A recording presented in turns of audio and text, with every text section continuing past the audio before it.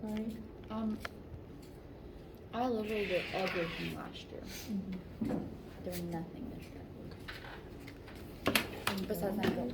Yeah, I'm going. I'm just not participating. I'm sorry, I'm not. It was sitting here and being in bed last year. And everybody took the credit, so no.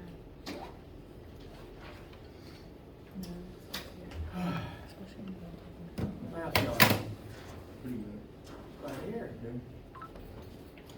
Still early though. It is. It's a gray Monday, which is my least favorite kind.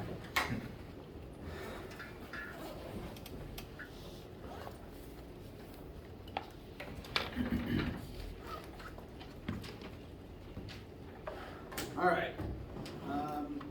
Some calendar things I want to discuss. First of all, since I've usually asked every Monday, there is lab this week. This week's lab is actually going to be about buoyant force.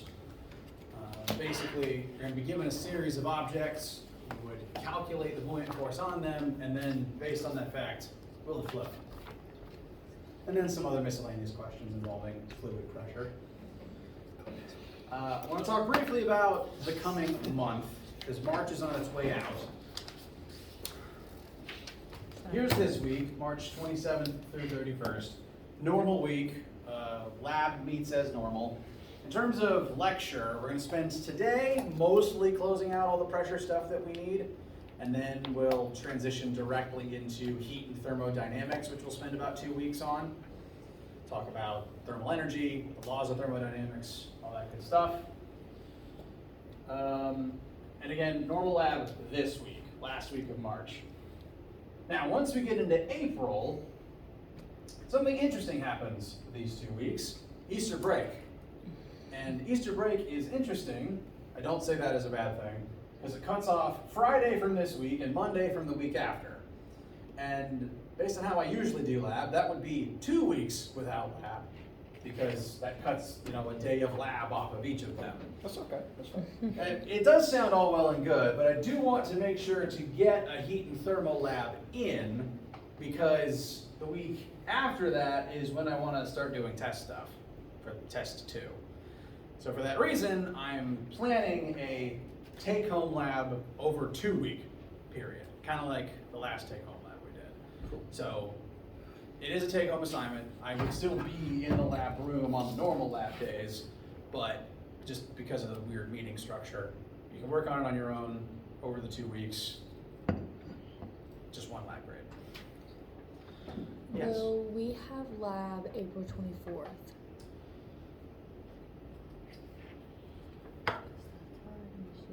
If my plan is successful and we have the test this week, yes. If my plan is not successful and test 2 is this week, no. Okay. Currently, my plan is, yes, we would have one more lab this week, because I want to do some heat and thermo stuff and maybe some electricity stuff. Okay. So that's gonna be, sorry, go ahead. When's the final exam? The final, so April 28th is the last day of class, and then exam season starts. Let me remind myself the actual exam schedule, though.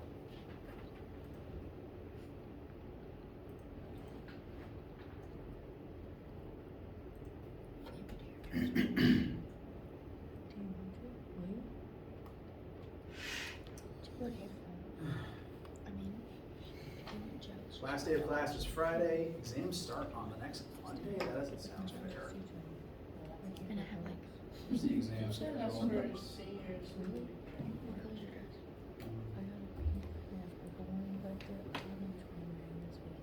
Should we do like a light pink or nude or even a yellow? Come over sometime this week.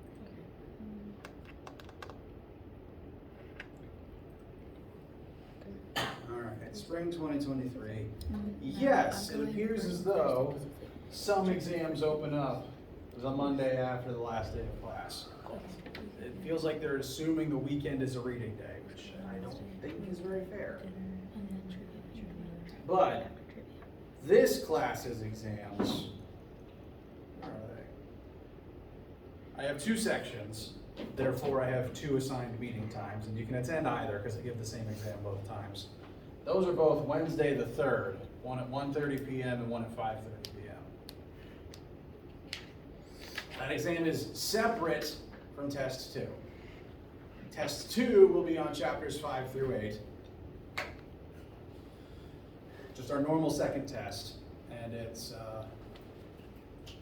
I always give 2 tests so that if, the first test wasn't great for you, you have a second one to average out your test average. So test 2 is separate from the final. Just want to make that absolutely clear. So the final's basically just gonna be test 1 and test 2 in the same test. Yes. Cool. Which is to say that you should have already received your test 1 copy back. If you don't have it, let me know, I'll give it to you. Similarly, you'll get your test 2 copy back as well that you can keep, and you can use both of them to help study for the final. Similarly, test 2 will also have a practice test, and will also post a practice final.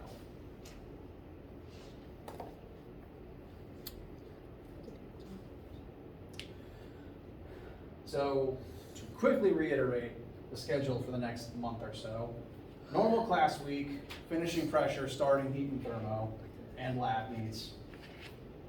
These 2 weeks will be learning heat and thermo and no normal lab meetings. Instead, there will be a take-home lab across these 2 weeks because of spring break, Easter break, whatever it is, enjoy it, please. Week after that is the weekend planning for test 2. Week after that will be review and miscellaneous topics.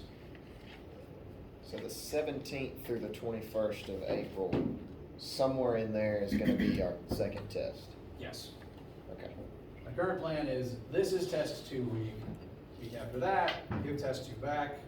Talk like for half a day each on electricity and light, just because I like to end the semester talking about them, at least the parts of them that I think people should know. And reviewing for the exam. And then the 3rd through the 14th is gonna be take-home lab. Correct. All right, I'm with you. Thank you. Welcome. Take-home lab will probably will be heat and thermo exercises using simulations, which is good because it's kind of hard to do fire in our lab room. So will that be 1 lab between those 2 weeks? 1 lab between those 2 weeks. Okay. I mean, there's a break sandwiched right in the middle there. I don't want to have to give you too many things to work on while you're supposed to be resting. Thank you. We appreciate that. The whole point of a break is to not do work. Wait, so when is the break? How long is the break? The 7th through the 10th. 10th. Yeah. Yeah, you have the 7th and the 10th off, so 1 4-day weekend.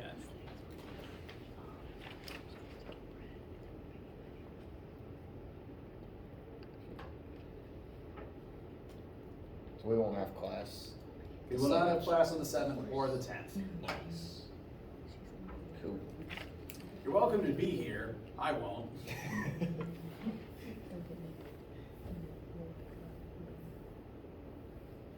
I guess we'll. All right. Any questions or concerns about the schedule, the course, air pressure, etc.?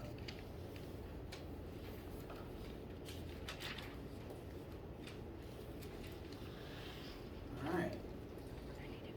Well, speaking of pressure, let's pick back up where we left off. Last thing we began discussing is the notion of Pascal's principle. This is the idea that if you exert pressure on part of a body of fluid, that pressure will transfer throughout the whole thing. In human machines, we tend to use this to send pressure from one part of a system to another part of a system. And we use this for a lot of different applications. The main application that I drew out, and I have a standardized image now, was that of the hydraulic system that is, at least at one point, was used to lift cars. But similar systems are used in all sorts of places. To review this device briefly, here we have a reservoir filled with fluid. I'm probably going to call it water, even though it's probably some type of oil that's made for this fluid, particular purpose, or perhaps Tang. And this system is basically two pipes of differing size connected underneath by a reservoir of more Tang. Does anyone actually know what that drink is? Dude, I love that stuff. I haven't been able to find it in the past 10 years, but Yeah, a lot of drinks from the 90s and early 2000s have been discontinued. do they still make it or no? I haven't seen it in at least 2 decades. I was about to say, the last time I saw it was in a vending machine on the, what's that ship in Charleston? When, you know, you go to it like in elementary school and stuff? Yeah, What is it, the Yorktown? Yeah. It was in a vending, I was in like 4th or 5th grade and it was in a vending machine. I bought like 3 or 4 of them. That was it. It's the last time I saw it. Was it expired? I don't know, How man. long had that vending machine been since it was served? I can still taste it though. Interesting. Well, if that beverage is discontinued, we'll just say it's orange Gatorade. It's not as fun. It's not as It's not fun. as good. Whatever it is, 2 pipes, each a different diameter, and therefore each pipe has a different cross-sectional surface area. What I mean by that is, if I was to try to draw this 3-dimensionally,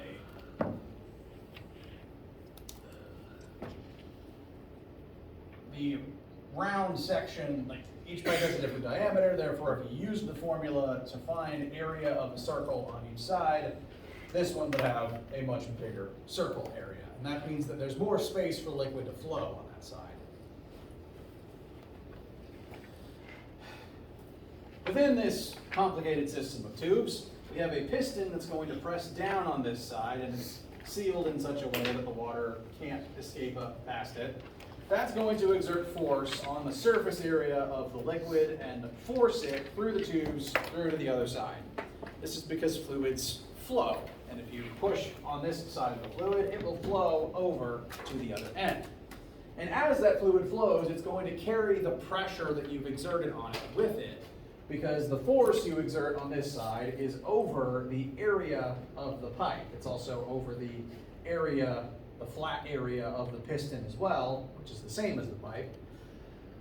So you've created a certain amount of pressure on that side. And what the formula itself tells us is that the pressure is what equals out across both sides. When you exert pressure on part of a fluid system, that pressure carries all the way through to the end of it. Whatever the water pressure is at the main pump in your house, that's the pressure out of every faucet in your house. And that's why if your house loses pressure, every faucet suddenly doesn't work right. So the pressure is going to carry all the way through over to this side. So as fluid physically leaves this tube and travels through to the other one, that fluid, as it flows, is going to keep trying to escape, and it's going to press up on this much larger piston on the other side. And since that piston has a much larger cross-sectional surface area, more liquid is able to push up on it at once than you had on this side. And so the same pressure is going to create more force over that larger area. It's the same pressure across both sides, but changing the areas, the cross-sectional circular areas of the 2 pipes has allowed you to multiply the force compared to what you put in. And so this machine would allow, a normal human level of output to press down on this piston and raise up a car on the other side with, human muscle level of effort. Similar systems are used to pump water through your house, and dorm, and apartment, what have you. Similarly is, I think I mentioned this, the brake pedal in your car. Because car brakes have existed since before electronics were commercially available. So the way that it works in a car brake system is, this side's the brake pedal, which you push like 3 inches to the floor. Meanwhile, brake fluid flows through tubes towards the actual brake device, which jams this side pushes outwards and extends the brake pad into the drum of the car and the drum of the tire to exert force on it to slow it down. That's why you need to check your brake pads and your brake fluid.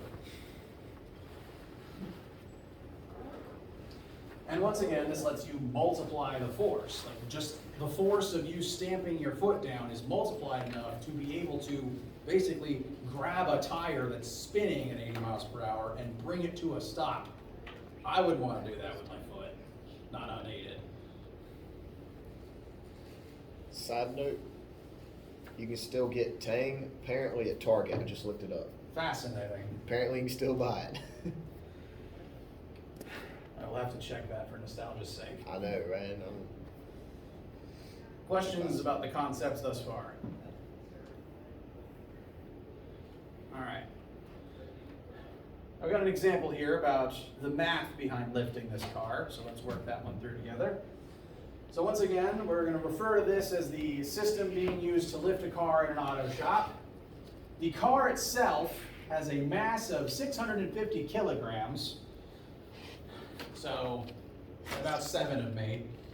It's not a very big SUV, actually. I think so. Yeah.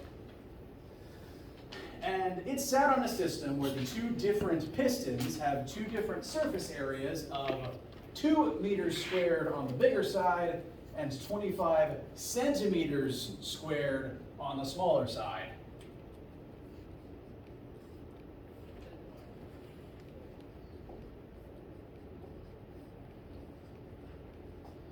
The two different areas would go on their respective sides, and because of those two different areas, the pressure within this system will create different amounts of force on either side.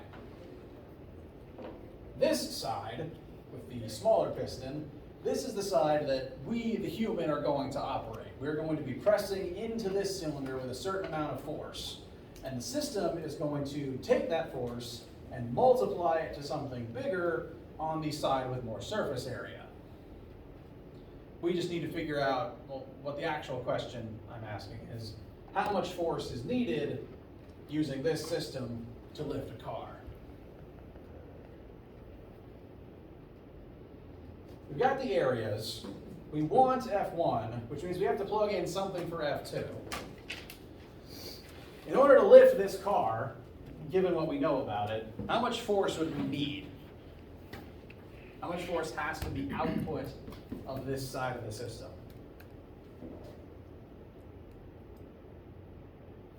It'd be the 650, but do you have to multiply it by gravity? Correct. Because the mass alone, it doesn't tell you the weight. To lift it, you have to exert a force equal to or greater than its weight, mass times 9.8. So very good. So for F2, I'm going to plug in 650, which is already in kilograms conveniently, times 9.8. That is the required minimum force needed to overpower the weight of the vehicle and begin getting it off the ground. So now we're good to engage algebra and solve for F1, right? No, because it's 7 meters out. Correct. There is a small catch. I did tell you that this area is smaller. 25 is bigger than 2, but that's because our units don't match. We want whatever unit is on one side needs to be the same on the other. So one of these needs to be converted such that they match. Since meters is the standard unit, I'm going to turn centimeters squared into meters squared. That's not the conversion we need. How many centimeters are in a meter? 100. Very good. That's because the root word centi is the same as in cents and century. It just means 100.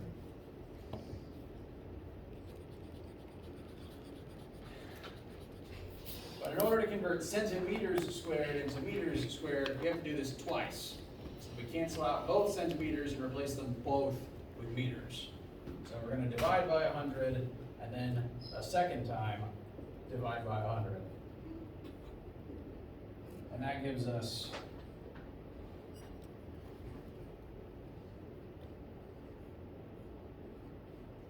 0.0025 meters squared. I don't know why I chose to do that.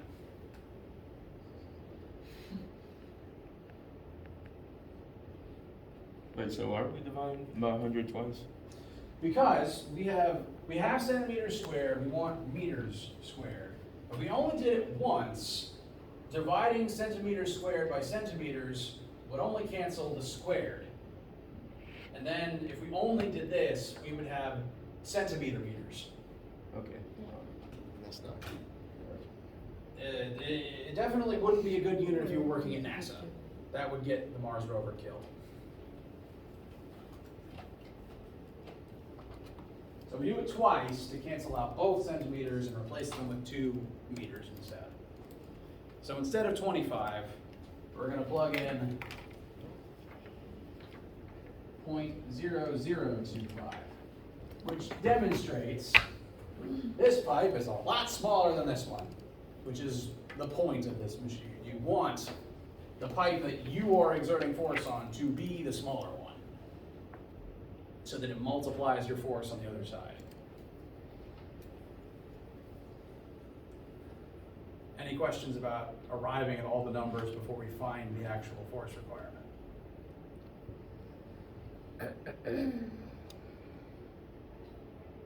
Wait, is it 0.025 or 0.0025? 0.0025, because we Yeah. divided by 100 twice. Yeah, okay, but you have 0.025 right there, so I was confused. Oh, that's my mistake. Thank you for catching that. That happens because I'm a human and we mess up sometimes. Indeed.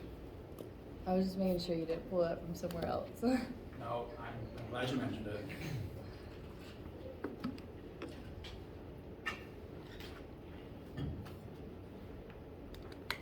So,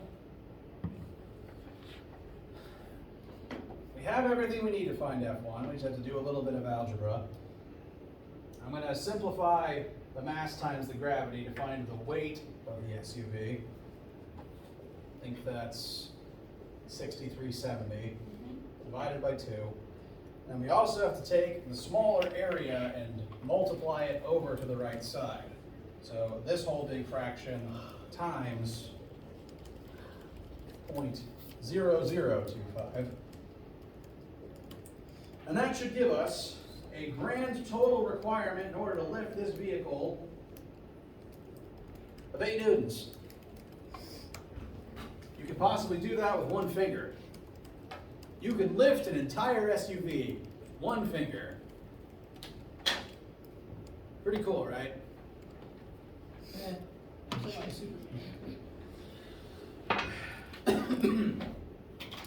There is, sadly, a catch. For starters, you have to build the machine in the first place, and then fill it with a liquid that allows this to work right. Secondly, one of the reasons this works is because the volume of fluid you push out of this side takes residence over here and starts taking up space on this side. And that's what pushes that's what pushes the car upwards, is the new volume taking up space and exerting force on the other piston. But volume is weird for cylinders in that if you have the same volume of water, but you put it in a container that's wider, the water's not usually as deep. You could have a 5-foot deep swimming pool that's 2 feet across, but if you dump that into an Olympic pool, that's not even going to get your feet wet. There's a bit of a meme. Let's see if I can find it.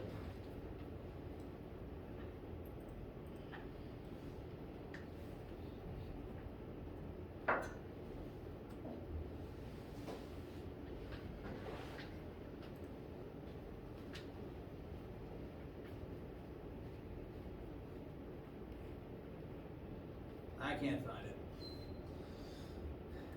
There's a joke about how you can take a graduated cylinder that's really narrow and really tall. People think it has a lot of liquid in it, but then you dump it into a bucket and it's really shallow because the bucket's a lot wider, and people still think the cylinder has more water in it just because it's taller.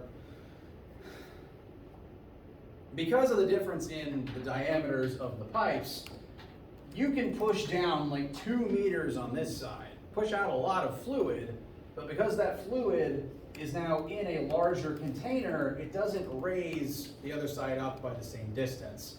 you could push down 2 meters worth of distance over here and the car might raise 2 inches. It's like a floor jack. Exactly. Gotta sit there and pump that thing for it to get up an inch off the ground. Correct, precisely. Do we have the math, like, already, have we learned it so that we can see? Yes, it involves the not diameter, the volume of fluid. So I could show you the math. So we know the areas of the 2 pipes, and it's the volume that transfers from one side to the other. So volume of liquid on one side equals the volume gain on the other side. However much volume of liquid exits one will enter the other. So that's height 1 times area 1 equals height 2 times area 2, since volume is length, width, and height.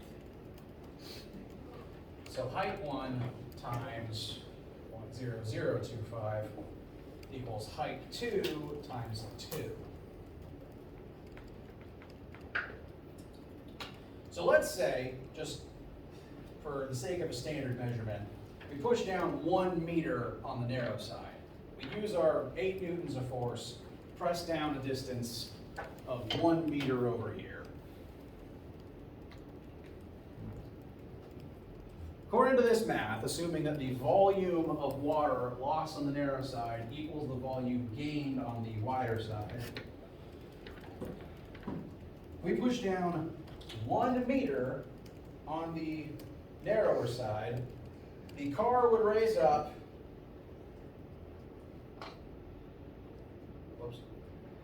0.00125 meters, which is 1 1/4 millimeters. It's pretty cool though, that we can figure all that out. Yep.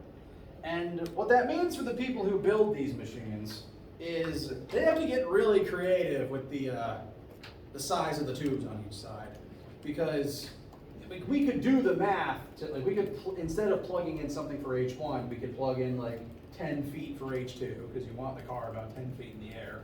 Then we could figure out that maybe you would need a mile of narrow pipe going up on the other side.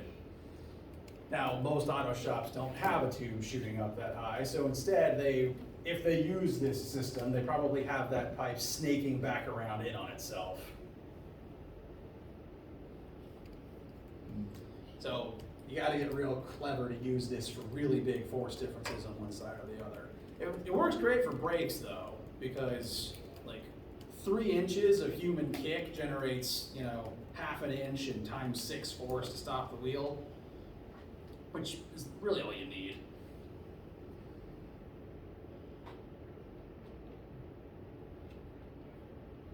So very useful, just gets kind of nutty in extreme scenarios. Questions thus far?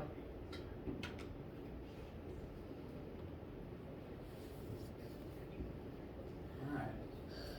There's a related concept that I would like to kind of use as the last new pressure formula. Hold, please.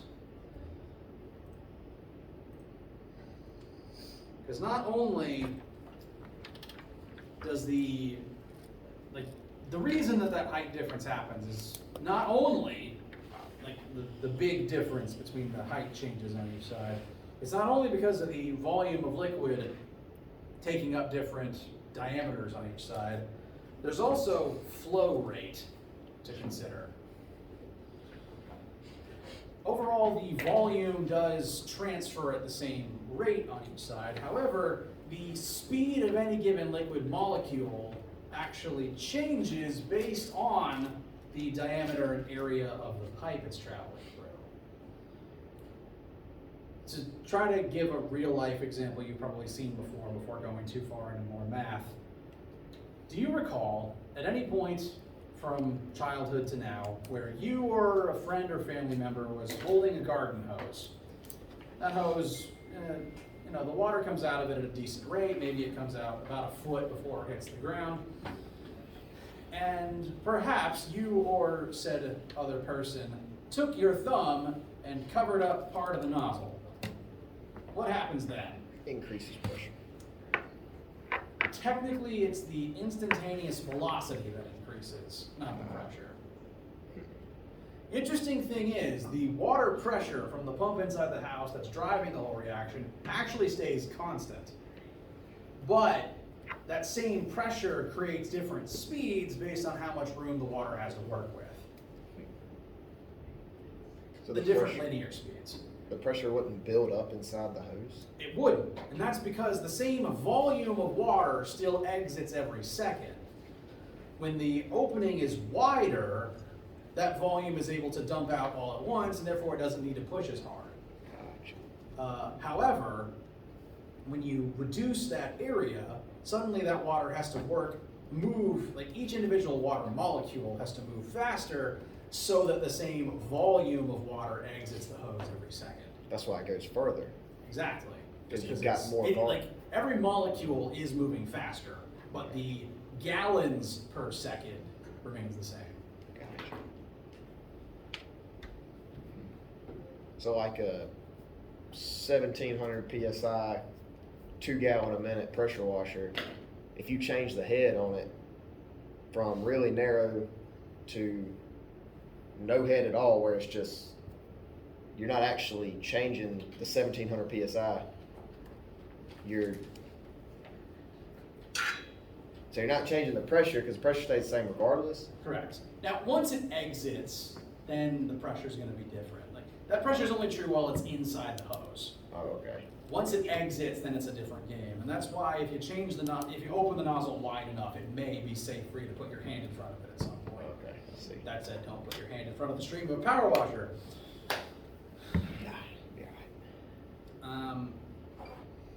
Within the pipe, for the most part, is what this logic refers to. The area that the water has to travel through affects the speed. The pressure doesn't actually change. The same pressure creates different speeds based on the width of the pipe. And it does that so that the volumetric flow rate remains intact. It would still be, a gallon a minute, but the instantaneous velocity has to increase to make up the difference so that that's still true when you reduce the pipe size. Makes sense. One of the reasons pressure washers can do what they do is that they tend to have really really small exit barrels. Either one really small valve or maybe lots of teeny ones. And when you reduce the size that small, the water comes out very fast and it exerts a lot of force as it does so, but it's technically the same pressure inside the hose, just creating a different speed for the different nozzle size. And you probably even notice this in the shower. If you change the setting on the shower head to use the bigger holes, it kind of gushes out like out of a tap or out of the hose. But if you switch it to the smaller holes, it suddenly blasts out faster and possibly hurts. That's because once it exits the hose, the pressure system changes, but within the hose, instantaneous speed depends on the area under the same pressure.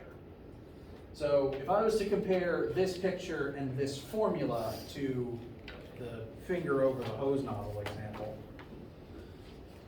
this side is the hose as normal, uninterrupted. It has a certain cross-sectional surface area, like the difference between the two pipe sizes. And the water is able to comfortably flow at a certain rate based on what the water pressure tells it to do. Meanwhile, over here, after you've covered up part of the tube with your thumb, there's now less area and the water has to rush faster to try to get through that smaller opening in the same amount of time. I would compare this to a bunch of people all trying to push through a door.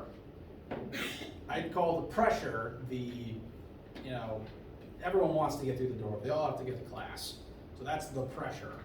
But if the door is huge, they can all proceed through in an orderly fashion, even if they're all still in a hurry to get to class. If the door is teeny tiny, they all have to push themselves through very fast, lest everyone crush them. We'll talk more about that when we eventually get to our brief lecture on electricity, because the way that voltage, resistance, and current works is actually the same way for electricity as it is for water. So what this formula says is area times velocity for one section of pipe equals area times velocity for a different section of pipe. So if we had 1 meter squared and 1 meter per second over here, and the pipe widened to 2 meters squared, the velocity would be cut in half because the water's not as big a rush to get through the bigger area. It's able to proceed at a more leisurely pace for all those gallons to still make it through the pipe in the same amount of time. So the general consensus here is wider pipe, lower instantaneous speed. Narrower pipe, faster instantaneous speed.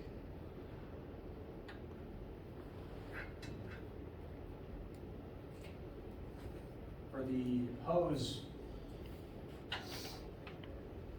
when you cover up part of it with your thumb, you're reducing it from a full circle to a crescent from underneath your thumbprint. So less area, less space for the water to work through.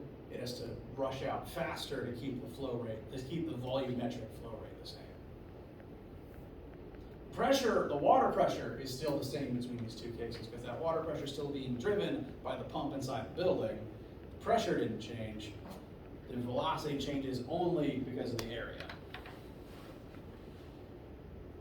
And this flow rate does partially affect this scenario over here as well, because not only does the volume of liquid have a different diameter on each side, but the liquid is going to flow very quickly out of the narrow pipe and very slowly into the bigger one. So not only is there a big height difference, it just takes a while.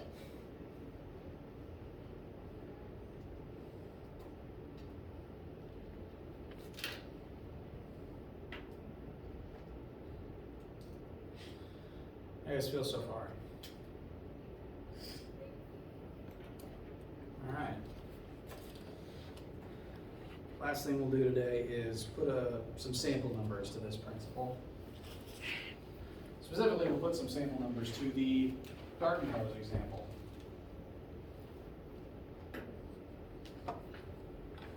So, here we have the unobstructed hose and the obstructed one after we place our finger over it. So this is the amount of exit pipe that is uncovered. There's a big finger right here. Our hose normally has a cross-sectional surface area of 5 centimeters squared, and the water normally exits at an instantaneous flow speed of 1 meter per second. However, when you pinch your hand over the end of the hose and reduce the area that the water can exit, the velocity rapidly rises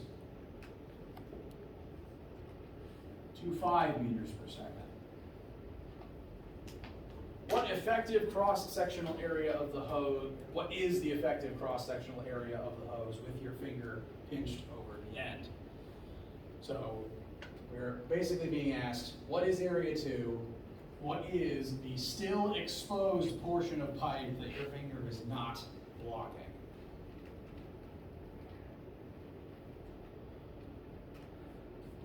This formula is called the continuity equation. We've got both the area and the flow rate on the left side. On the right side, we want the area and we have the flow rate, so only one unknown, we're good to proceed. And interestingly, I'm actually not going to convert centimeters squared into meters squared, and I'll show you why in a sec.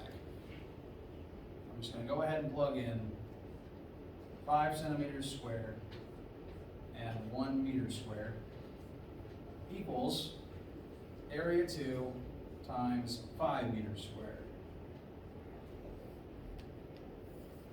So, algebraically speaking, we're going to find A2. And an interesting trick that I sometimes use, I've picked up over the years when it's safe to do this, this is one of those interesting cases where we actually don't have to convert into the standard form necessarily, because this formula has two batches of the same thing on each side. Here we've got area times speed and area times speed. So what matters is that the units on both sides match. For the velocities, we've got meters per second and meters per second. And if we were to divide both sides by meters per second, that just cancels out. So those units just go away. Meaning, the only unit left on the left side is centimeters squared. So if we leave our original area in centimeters squared, that just means that our answer will also be in centimeters squared. So this is one of those formulas where what you put in is what you get back out. And if achieved gives you centimeters squared and wants the answer in centimeters squared, with that in mind, you could do it like this and not have to convert if you don't need to. It's always safest to convert into the normal form, but this is one of the formulas where it doesn't actually matter. So 5 times 1 divided by 5, the reduced area on the other side would be 1 centimeter squared.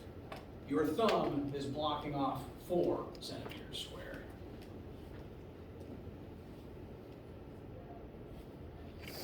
Reduce the area to 1/5 and then up the speed to 5 times.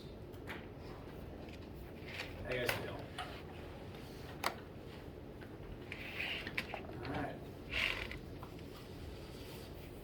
Let me, whoops. Check something real quick.